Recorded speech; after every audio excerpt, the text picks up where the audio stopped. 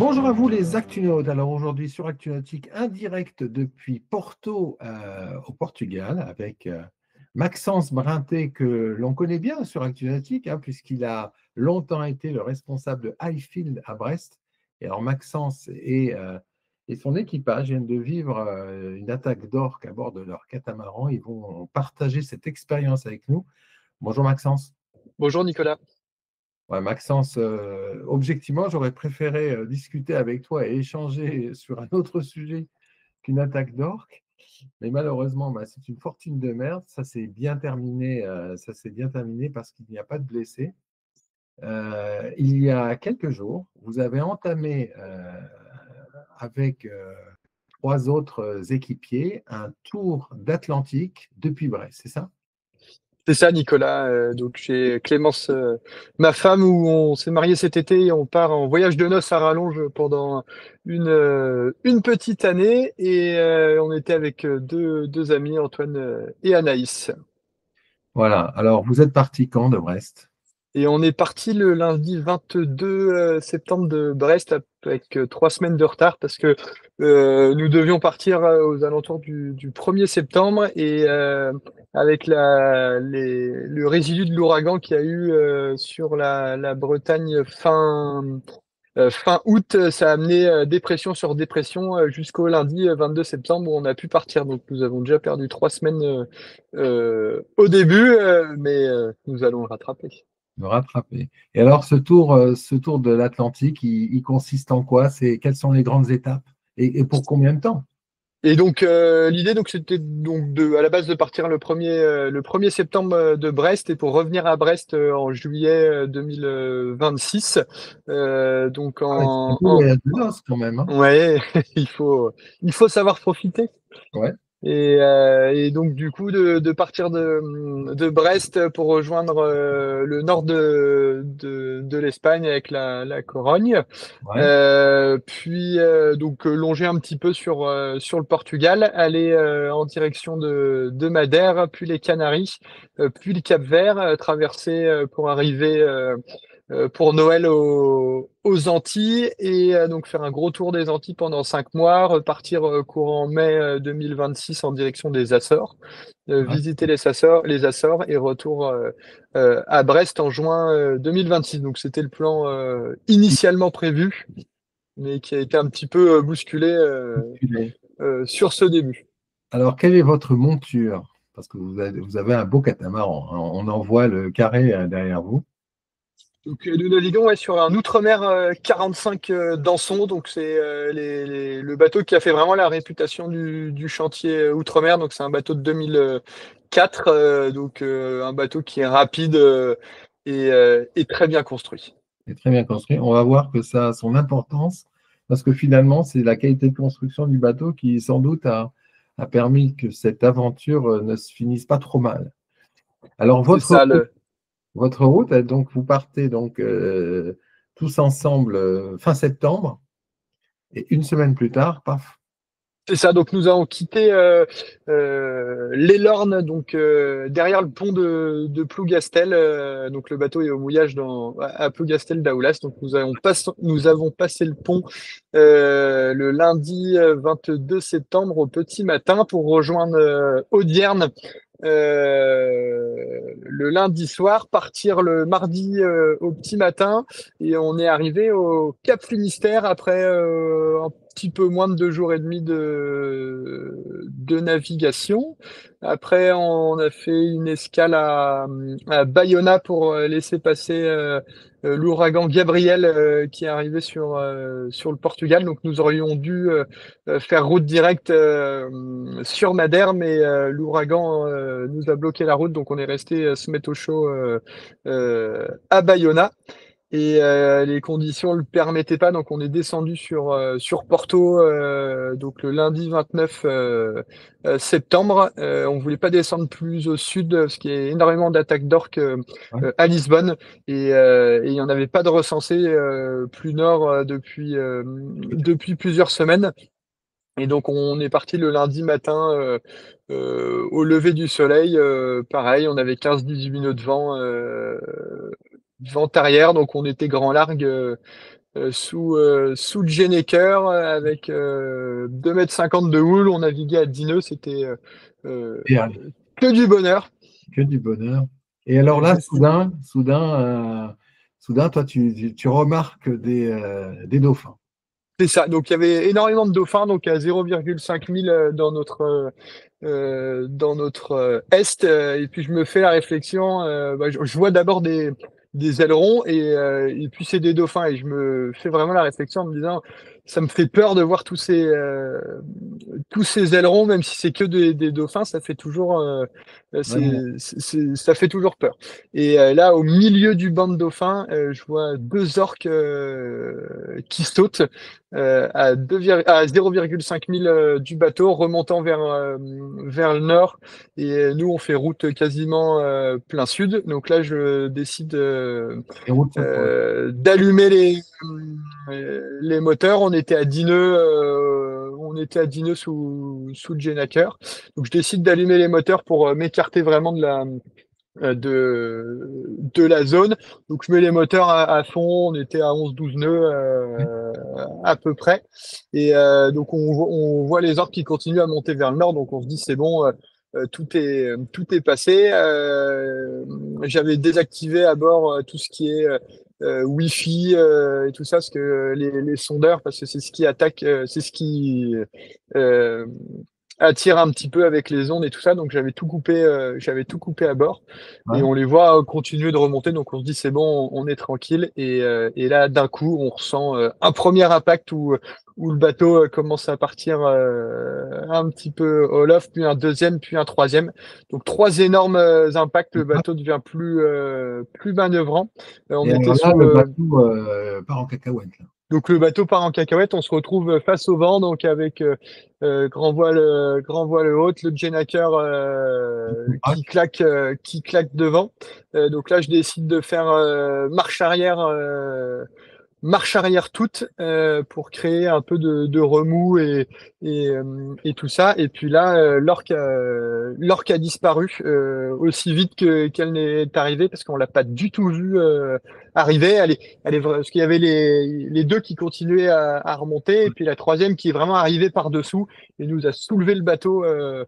En nous tapant. Donc là, le bateau, donc je fais un grand coup de marche arrière. Donc l'orque part, le bateau plus du tout manœuvrant. Première chose qu'on fait, on ouvre les cales moteurs pour contrôler qu'il n'y ait pas de voie d'eau.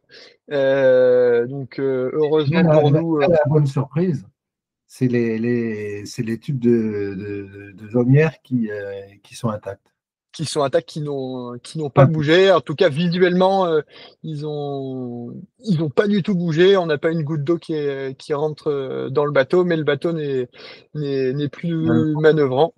On fait tout de suite un appel Mayday à la VHF pour prévenir qu'il y a des orques dans la zone et que nous sommes plus manœuvrants. Aucun. Aucun retour de la Guarda civile. Donc après, nous, on continue nos affaires, on va ranger notre Gennaker pour éviter d'avoir des dégâts supplémentaires. Je reprends la barre où on n'avait plus du tout de direction. Comme le choc était venu tribord, on essaye de regarder à tribord, on voit qu'il y a plus de safran. Plus du tout.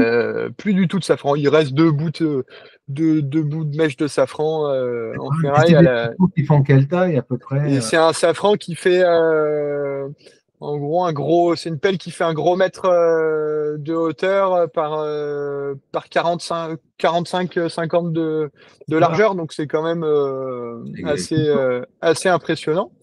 Ouais. Donc il y a plus rien. Donc j'ouvre, comme c'est un circuit hydraulique sur l'outre-mer, j'arrive à chanter. Je peux chanter soit le safran tribord, soit le safran bâbord ou les deux. Donc je Mhm. décide de chanter le safran tribord et je retrouve un tout petit peu de barre quand même, mais le bateau était pas manœuvrant pour autant. Et au Et moteur, en inversant et les moteurs. au moteur, là, comme il y avait 2,50 m de houle, j'avais encore la grand voile haute. On arrive à manœuvrer, mais ça reste toujours un petit peu compliqué. Ouais, Donc je retrouve ouais un petit peu de bar et là on constate qu'autour de nous il y a de la mousse partout. On voit un morceau de pelle du safran qui flotte et tout ça. Donc là on se dit qu'il y a vraiment bon délire. euh, un problème. Donc là on affale la GV. Et on constate que le safran bâbord est toujours présent. D'accord. Donc dans la cale moteur, physiquement, tout le système de barre a l'air intact. Ou quand j'ai ma barre au milieu, le safran a l'air d'être au milieu. Quand j'ai ma barre à tribord, c'est à tribord. Donc physiquement, tout a l'air d'être bon, mais à la manœuvre, c'est pas ça. C'est pas ça du tout. Et en fait, on se rend compte que quand le safran quand j'ai ma barre au centre, pardon, le safran va complètement sur tribord. Ah, Quand j'ai le système s'est décalé en fait. Donc en fait tout le système c'est décalé, c'est exactement ça. Quand j'ai ma barre à tribord, le safran va à peu près droit, mais il Ouais. continue de taper un petit peu sur tribord. Et quand ma barre est à bâbord, le safran est perpendiculaire au bateau et puis tout le safran est fissuré et j'ai mon axe de barre qui est on voit que le safran est de travers, donc cette fameuse orque a aussi également tapé le deuxième safran. Donc on a un tout petit peu de manœuvrabilité, mais il nous reste plus de 20 000 Voilà, c'est à pour faire. Il fait nuit 3h30 plus tard, donc pas traîner. faut pas traîner. Et avant de comprendre comment le bateau manœuvre et tout ça, euh, faut euh, faut un petit peu de temps. Mais en fait, comme j'avais de la barre que d'un côté, pour me remettre dans l'axe, parce que le bateau allait plein est sur la côte. Et Ouais. donc, je repassais plein nord face au vent. Hop, je repartais plein ouest direction des États-Unis. Et petit à petit, au bout de 10 minutes, le bateau se remettait plein est. Et donc, on a fait une dizaine de tours comme Ah, ça pour se remettre dans l'axe. On a fini par mettre un peu de dérive pour que ça fasse un frottement dans l'eau pour que le bateau aille un peu moins sur ouais. bâbord. On a mis du génois pour essayer de l'équilibrer un petit peu. Et là, ça nous a permis, au bout d'une heure, de comprendre vraiment comment le bateau Réagis. fonctionnait. Et on a réussi à le ramener euh, à bon port, à Porto, où on est arrivé. On a posé l'ancre au mouillage dans le Douro à la tombée de la nuit. À tomber de la nuit. 3 heures pour faire ces 20 000 Ouais, avec un un petit peu bateau. plus que 3 heures, mais, euh, mais ouais, c'était un petit peu engagé, mais on l'a fait. Combien de temps a duré l'attaque en soi? Et l'attaque a vraiment pas duré longtemps du tout. Je pourrais pas dire parce que ça passe très vite ou très Ouais. lentement sur le moment, mais l'attaque a vraiment duré aux alentours d'une minute, quelque chose comme ça. On a eu trois gros coups à quelques secondes d'intervalle. Après, on l'a vu rester derrière un petit peu. On a mis machine arrière et là, elle s'est enfuie. Donc, ça n'a vraiment pas duré très longtemps. On n'a pas eu le temps de. Il y a beaucoup qui disent oui, partez avec un sac de sable et lancez-leur du sable. Mais sauf qu'en fait, nous, l'orque est vraiment arrivé par dessous. Donc, bon, en aucun cas, on aurait pu Ouais, pas- mettre un sac de sable. Comme on était à plus de 10 nœuds, pareil, de mettre des pétards dans l'eau, euh, ça aurait servi strictement à rien parce qu'elle est arrivée tellement vite que ça aurait servi à rien du tout. On aurait pu être au bord de la côte parce que il paraît-il qu'à moins de 20 mètres de fond, il y a moins d'attaques. Il y a moins d'attaques, mais bon, j'étais en ça nous contact avec reviendrait. des personnes où même à moins de 20 mètres de fond, elles se sont fait attaquer. Et nous, comme il y avait les résidus de la tempête Gabriel, il y avait énormément de houle qui déferlait sur la côte. Donc c'était infaisable de longer la côte à moins de 20 mètres Avec de profondeur. le recul que tu as maintenant, qu'est-ce qui fait qu'elle est partie? Moi, On a été en contact avec un spécialiste d'or qui recense toutes les attaques et tout ça. Et il paraîtrait que c'est souvent en fait des familles où il y a le papa et la maman qui sont en train de chasser. Donc là, elle chassait des dauphins. Ouais. Il y a l'enfant qui fait son curieux et qui part à droite à gauche. Et donc en fait, l'orque est venue nous attaquer. Donc elle avait l'air plus petite effectivement que les deux autres qui étaient au large. Et en fait, au bout de quelques minutes, elle se dit qu'elle est trop loin de ses parents et donc elle repart. Donc en fait, nous on a eu la chance, je pense, d'être assez loin de la famille à la base, et donc c'est pour ça Ouais, que l'orque a dû repartir parce elle se sentait un peu seule. quand tu as mis les moteurs pour filer à 12 nœuds en t'éloignant le maximum de ce que tu voyais en fait. C'est ça. On a Ok. essayé vraiment de s'écarter de la zone et on était vraiment, comme on les voyait toutes les deux remonter, on était à 1000 lieues de penser qu'il y en a une qui arrivait à fond dessous, parce que la vitesse maximale du Nord qui est 56 km/h, donc ça arrive très très très vite. Très très très vite. Peut-être mettre les moteurs en marche arrière, ça peut-être créer. Moi, je pense que c'est ce qui nous a sauvés de mettre les moteurs en marche arrière. C'est que ça a vraiment fait énormément de remous dans l'eau. Et donc, elle n'a pas dû voir ce qui se passait. Et donc, elle a pris peur et elle est partie. Elle est partie. Alors, alors qu'est-ce qui se passe quand on arrive, quand on arrive au mouillage? Qu'est-ce qui se passe concrètement après? Parce que comment on va réparer? Parce que ça, c'est une vraie question.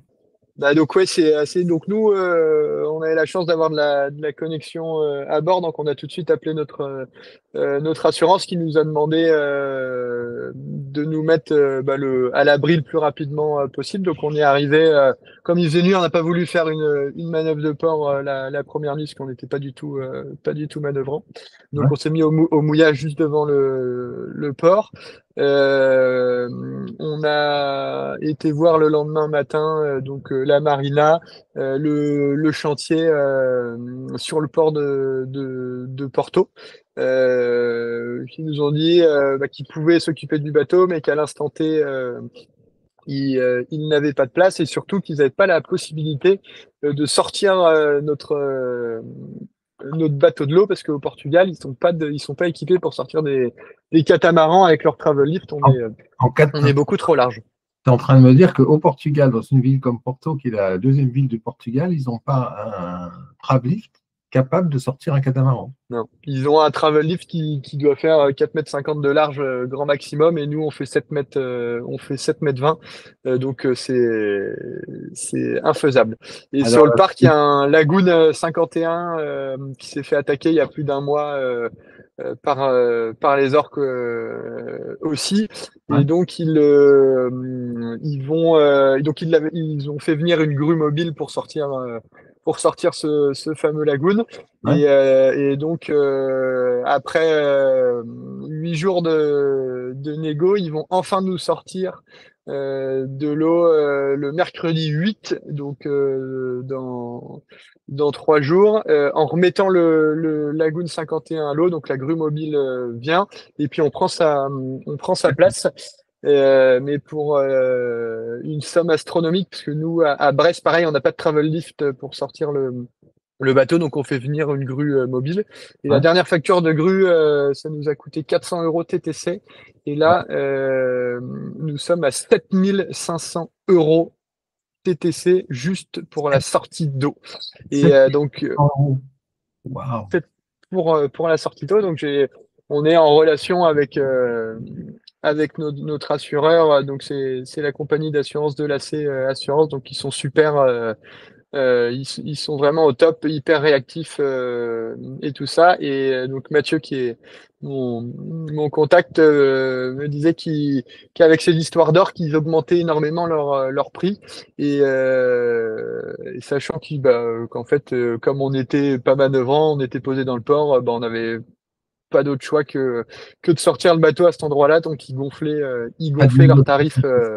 impossible. on a essayé. J'ai été voir la secrétaire en disant que c'était inadmissible de sortir euh, le bateau pour ce tarif-là, sachant qu'ils remettent le lagoon à l'eau Ouais, en même temps. Et donc, à mon avis, du comme coup, le lagoon est plus le gros, chiffre d'affaires, ça doit être plus cher. Et donc, ils se font à 15 à 20 000 euros de grutage en une matinée, parce qu'il faut se poser des questions pour changer de métier. ouais, ça, c'est étonnant. Alors, l'autre chose, c'est la réaction du chantier, parce que chez Outre-mer, ils ont été réactifs, parce que là, il faut quand même trouver deux pelles et les renvoyer dans un délai réaliste. C'est ton bateau, il C'est n'est quand même pas neuf, donc comment ça se passe là? c'est ça. Donc, du coup, on a tout de suite appelé Outre-mer aussi, avec qui on est en contact. Donc, ils ont été ultra réactifs. Outre-mer, pour ça, c'est vraiment une communauté très famille. Donc, ils sont réactifs comme personne. Donc, ils avaient un safran qui était en cours de finition. Wow. Donc, du coup, ils nous ont réservé tout de suite ce safran. Et puis, un deuxième qui était en production où la mèche de safran était quasiment finie. Et il ne reste plus qu'à stratifier tout ça. Donc, on a environ 3 semaines de délai. Donc, on a commandé tout de suite. Donc, il y a environ 3 semaines de délai. Alors que s'il fallait tout faire construire à la base, il y avait plus de 2 mois. Donc, là, grâce à Outre-mer qui avait anticipé euh, la chose, on devrait être en stand-by pendant un mois et non plus. Donc c'est un moindre mal, c'est déjà énorme. Ça embête tout le monde parce qu'on perd entre les 3 semaines de retard Ouais. et ce mois-là. Sur les 2 premiers mois de voyage, on aura fait 600 000 et navigué une semaine. Mais bon, c'est la vie tant que tout le monde est en bonne forme et que le bateau n'a pas coulé, c'est le principal. Bah oui, parce que l'essentiel, c'est quand même il n'y ait pas eu de blessés, parce que le choc a été impressionnant. Ouais, on voit sur les vidéos à chaque fois d'attaque que le choc est vraiment violent. Mais quand on y est, je peux vous dire que c'est impressionnant. Et on a beau tout faire, essayer d'écouter toutes les théories, les choses. En fait, ça arrive tellement vite qu'on peut pas faire grand-chose. Et après, ce qui est un peu énervant, c'est quand tout le monde donne son petit grain de sel. Ah, bah, vous auriez dû faire ci, ah, vous auriez dû faire ça, vous auriez dû faire machin. Et en fait, quand on creuse un peu, personne c'est Personne. toutes ces personne s'est déjà fait attaquer par des orques et ils se permettent de donner leur petit grain de sel. Donc c'est un petit peu énervant, mais c'est la vie. Mais c'est la vie. Alors l'autre chose, c'est la réaction du, on va dire, des services de sauvetage. Parce que là, c'était quand même assez étonnant, hein.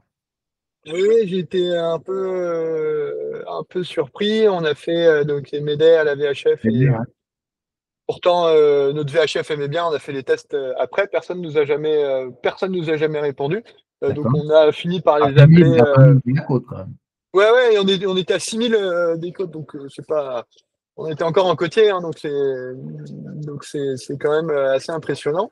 On a fini par les avoir au téléphone, donc pour leur recenser ça, leur disant qu'on n'était pas manœuvrant et tout ça.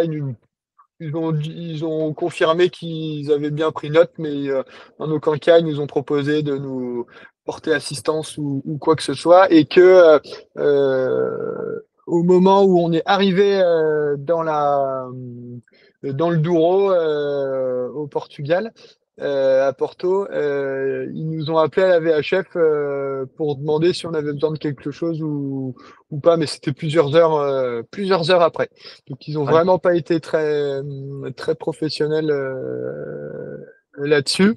Et par contre après, dès le lendemain matin, on avait la police maritime qui venait à bord du bateau pour nous prendre nos passeports et tout ça, parce que comme on avait eu une attaque d'orques, on était sous la responsabilité de la police portugaise et on avait interdiction de quitter le territoire sans qu'ils fassent venir une personne avec une prestation payante pour contrôler les travaux sur le bateau. Et si on quitte le territoire sans avoir fait cette fameuse prestation, ils nous mettent 3 000 euros d'amende par personne. Ah bah, Parce bienvenue à Porto. ouais, c'est assez, assez atypique. Ah bah, Assez voilà une atypique, expérience assez à atypique. partager. Donc, on espère que le bateau va vite sortir et qu'il n'y ait pas de dégâts plus graves euh, que ce que nous avons déjà référencé. Et Au niveau des quillons, par exemple, ou des dérives. voilà, c'est ça. Comme nous, quand on navigue, il y a toujours 10 centimètres de dérive qui sont dans l'eau. Donc, est-ce que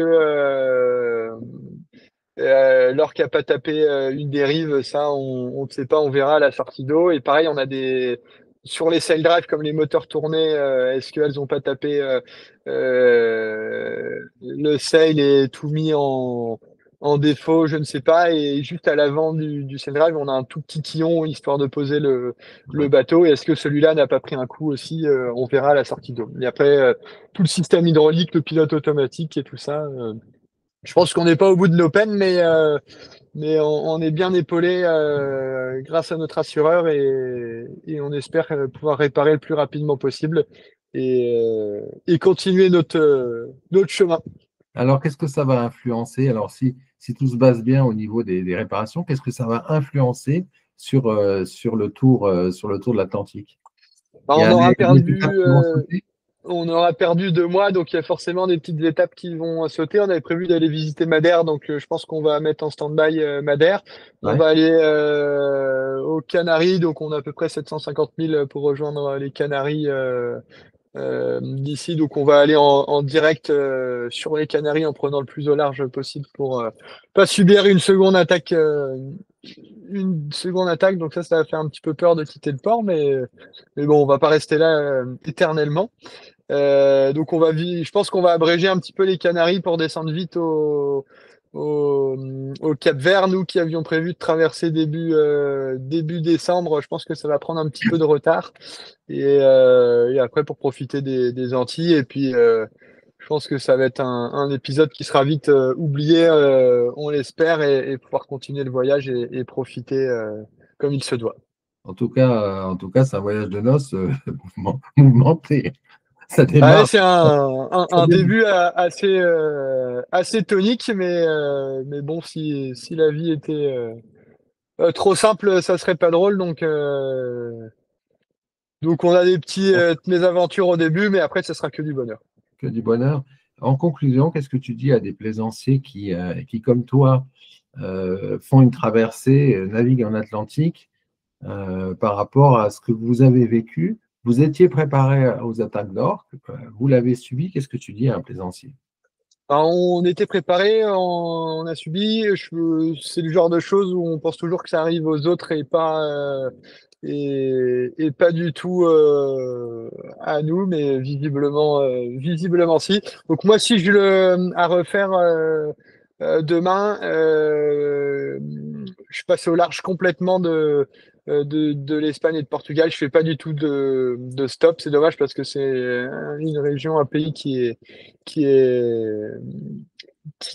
est vraiment les côtes sont vraiment superbes, Ouais. mais je passe au large pour éviter toute altercation et d'être dans plus de 1000 mètres de fond, et puis je trace directement sur Madère. C'est ce qu'on fera autour. On avait prévu peut-être de faire un stop, refaire le nord de l'Espagne et tout ça en retour, mais à mon avis on fera Açores, la maison directement, et pas s'approcher des côtes parce que euh, la petite plaisanterie, ouais, elle peut devenir sacrément dangereuse et coûteuse entre les cautions, les coûts de l'assureur, tout ça, tout ça. En tout cas, on vous souhaite plein de bonnes choses pour les réparations et puis plein de bonnes choses pour la suite. Et ce que je te propose, Maxence, c'est après les réparations, quand vous repartirez, de reprendre un peu la température avec une nouvelle interview pour voir un petit peu comment ça s'est passé. Bah, avec plaisir, on fera ça au soleil, à Dineux sous le Génaker. Excellent. Ça changera un petit peu de décor. Merci Merci beaucoup, Nicolas Maxence. pour cet entretien, et puis bonne journée à tout le monde. Et puis, bonne réparation. Merci Nicolas.